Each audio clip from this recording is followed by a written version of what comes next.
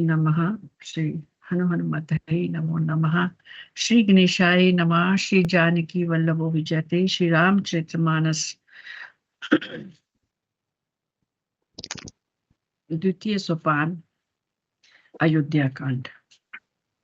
दोहा संख्या 7 है। 7 से आगे पढ़ेंगे। थोड़ी प्रार्थना करते हैं पहले। जय विधिनाथ होए मोरा, कर हो सुबेगी दास में तोरा। मौसम दीनन दीन हित, तुम समान रघुवीर। अस विचार रघुवंश मणि, हर हो विषम भव पीर। सिया राम माया सब जग जानी, करहूं प्रणाम जोर जुग पानी। नहीं विद्या नहीं बाहुबल, नहीं खर्चन कछु दाम। मोह से पतित अपंग की, तुम पत राखो राम। यही अवसर मंगल परम, सुनी रहस्योर निवासु।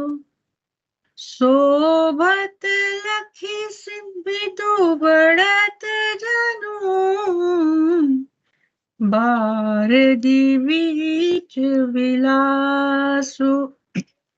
यही विधिनाथ होए हित मोरा, कर हो सुबेगी दास में तोरा।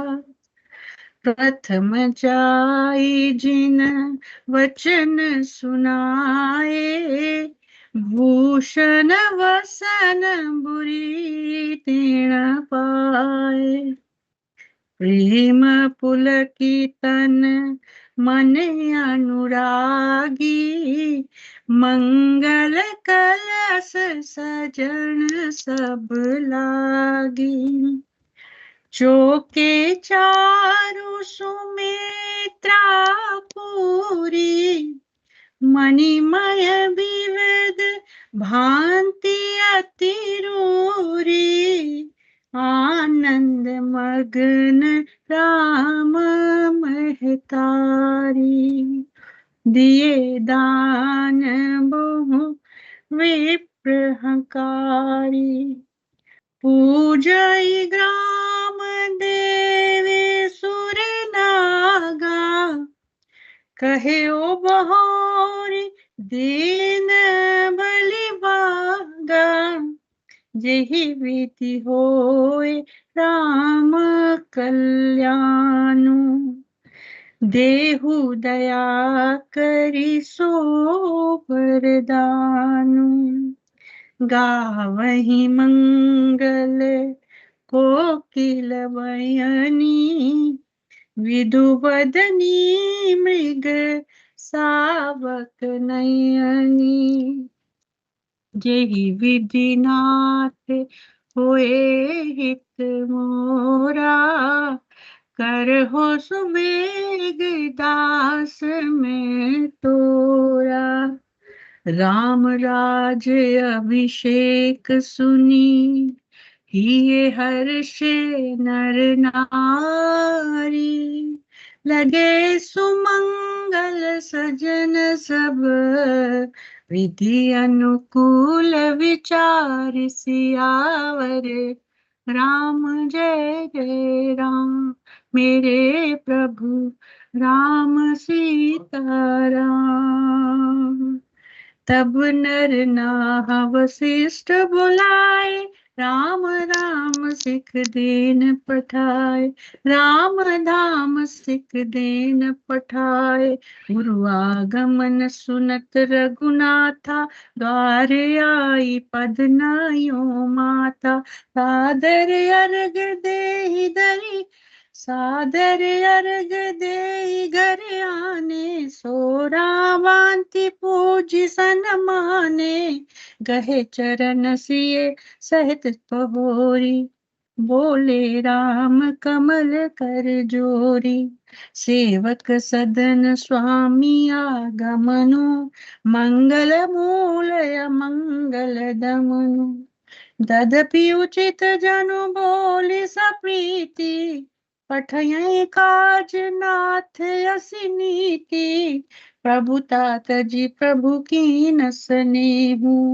भयो पुनीत आज यहु गेहु, आयस होय सो करो गुसाई। सेवक लय स्वामी सेवकाई, जहि विधिनाथ होए हित मोरा। करहु सो बेगी दास में तोरा। सुनि सनेह साने वचन, मुनि रघुवर ही प्रशंस। राम कृष्ण तुम है कहो, अस हंस वंश अवतंस।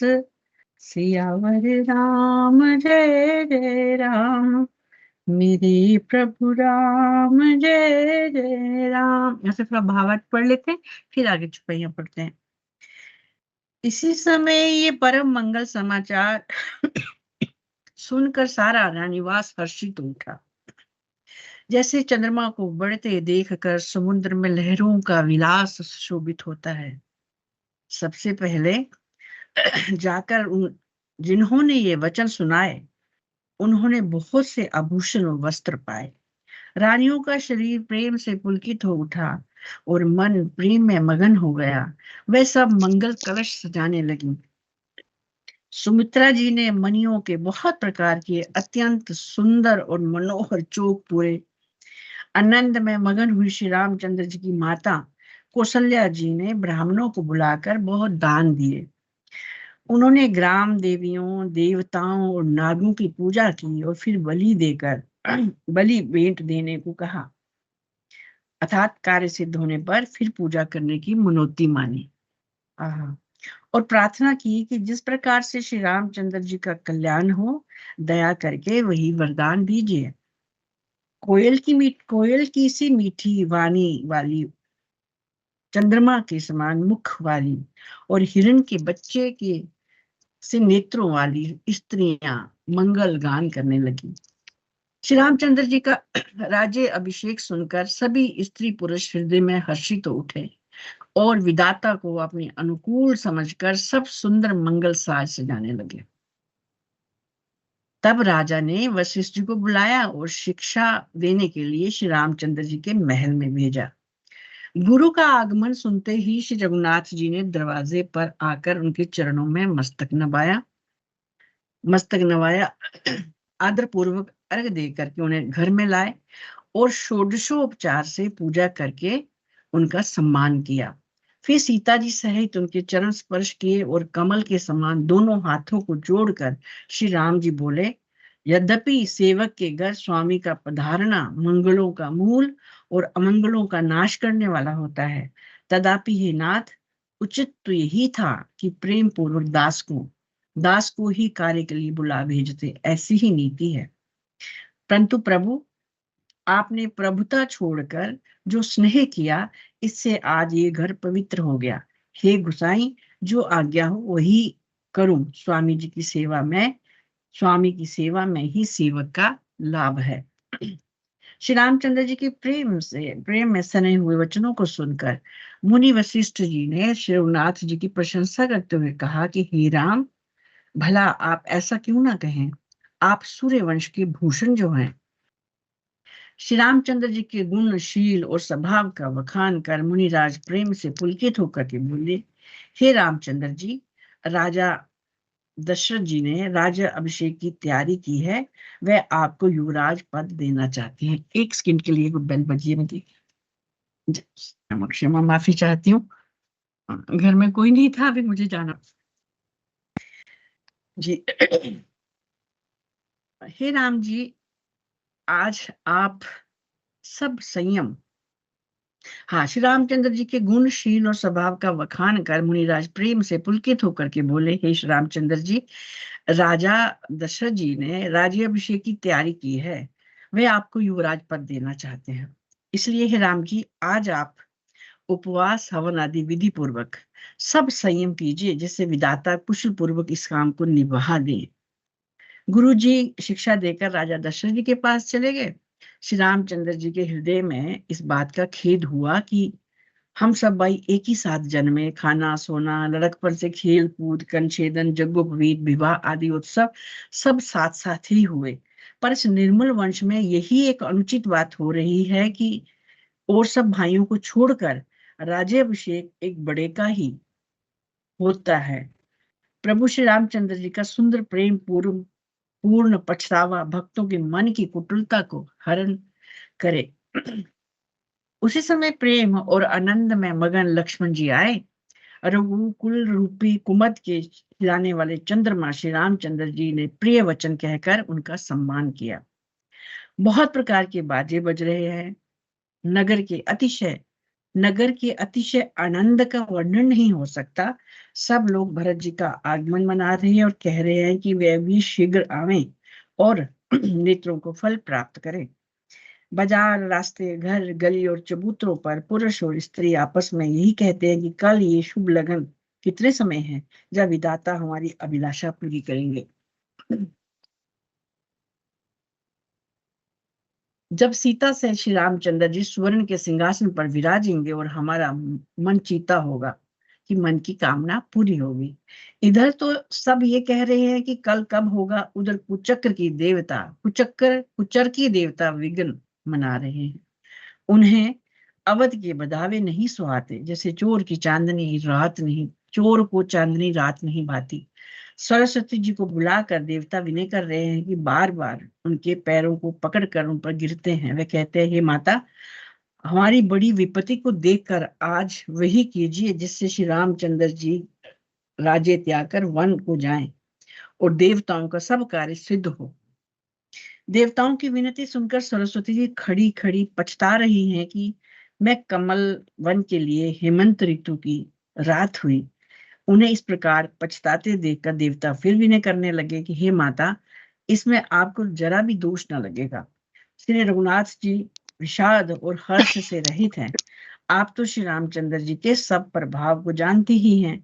जीव अपने कर्मवश ही सुख दुख का भागी होता है। अतः देवताओं के हित के लिए आप अयोध्या जाइए। बार बार चरण पकड़कर देवताओं ने सरस्वती जी को संकोच में डाल दिया। तब वह विचार करके चली कि देवताओं की बुद्धि ओछी है, इनका निवास तो ऊंचा है पर इनकी करनी नीची है। वह दूसरे का ऐश्वर्य नहीं देख सकते, परंतु आगे के काम का विचार कर श्री राम जी के वन जाने से राक्षसों का वध होगा, जिससे सारा संसार सुखी होगा, जगत सुखी हो जाएगा।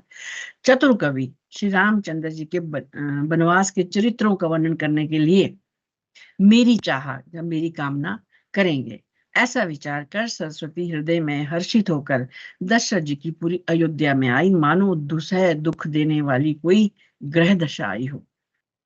मंथरा नाम की ककई की एक मंद बुद्धि दासी थी। उसे अपजश की पिटारी बनाकर सरस्वती उसकी बुद्धि को फेर कर चली गई। अब यहां से हम चुपाइयां पढ़ते हैं थोड़ी सी। नाम मंथरा मंदमती, चेरी के कई केरी, अजस पिटारी ताहि करी, गई गिरा मति फेरी। जहि विधिनाथ हुए हित मोरा, करहो सुबेगी दास में तोरा। दीख मंथरा नगर बनावा, मंजुल मंगल बाज बदावा। पूछसी लोगन काहा उछाहु, राम तिलक सुनि भाउर दाहु। करह विचार कुबुद्धि कुजाति, होई अकाजु कवन विधि राति। देखी लागी मधु कुटिल की राती, जिमि गऊँ तक लई कही बाती। भरत मातु पही गई विलखानी, का अनमनी हसी कै हसी रानी। पुत्र दे ना ले सासु, नारी चरित करी डारही आंसू। हसी कहे रानी गालु बड़ तोरे, दीन लखन सिख रस मन मोरे। तबु न बोल छेरी बड़ी पापनी, छाड़ई श्वास करे कारई जनु सांपनी। जही विधि नाथ होवे हित मोरा, करहो सो वेग दास में तोरा। सबे रानी कह सिकिना, कुशल राम महिपालु। लखन भरत रिपुदमन सुनी, भाकुअरी उर सालु सियावर। राम जय जय राम, मेरे प्रभु राम सीता राम। यही विधि नाथ हुए हित मोरा, करहु सुबेगी दास में तोरा।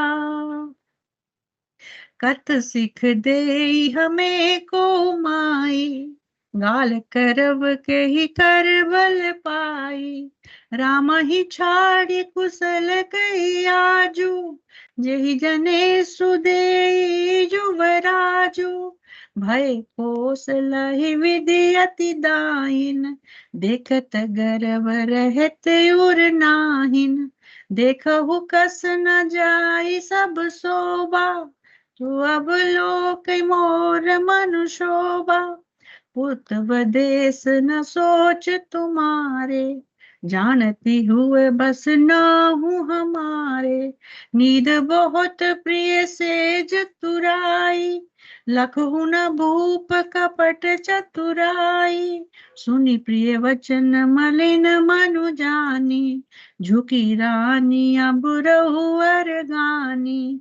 पुनियस कवहु कहे सिगर पोरी, तब दरी जीव कड़ावहु तोरी। यही विधि नाथ होए हित मोरा, वेग करहु सुवेगी दास में तोरा। काने खोरे कुबरे, कुटिल कुचाली जानी। तिये विशेषी पुनि चेरी, कही भरत मातु सकुचानी। जही विधि नाथ होए हित मोरा, करहो सुबेगी दास में तोरा। अब इसको थोड़े भावार्थ पढ़ लेते हैं। मंथरा नाम की ककेई की एक मंदबुद्धि दासी थी। उसे अपजश की पिटारी बनाकर सरस्वती उसकी बुद्धि को फेर कर चली गई। मंथरा ने देखा कि नगर सजाया हुआ है, सुंदर मंगल में बदावे बज रहे हैं। उसने लोगों से पूछा कि कैसा उत्सव है। श्री रामचंद्र जी के राज तिलक की बात सुनते ही उसका हृदय जल उठा। वह दुर्बुद्धि नीच जाति वाली दासी विचार करने लगी, किस प्रकार से ये काम रात ही रात में बिगड़ जाए। जैसे कोई कुटिल भीलनी शहद का छत्ता लगा देख कर घात लगाती है कि उसको किस तरह से उखाड़ लूं। वह उदास होकर भरत जी की माता ककई के पास गई। रानी ककई ने हंसकर कहा, तू उदास क्यों है? मंथरा कुछ उत्तर नहीं देती, केवल लंबी सांस ले रही है और ये त्रिया चरित्र करके आंसू ढड़का रही है। रानी हंसकर कहने लगी कि तेरे बड़े गाल हैं, तू बहुत बढ़ बढ़कर बोलने वाली है। मेरा मन कहता है कि लक्ष्मण ने तुझे कुछ सीख दी है, दंड दिया है, तब भी ये महापापनी दासी कुछ भी नहीं बोलती, ऐसी लंबी सांस छोड़ रही है, मानो काली नागन हुंकार रही हो। तब रानी ने डरकर कहा, अरे कहती क्यों नहीं? श्री रामचंद्र राजा लक्ष्मण भरत और शत्रुघ्न कुशल से तो हैं। ये सुनकर कुबरी मंथरा के हृदय में बड़ी पीड़ा हुई।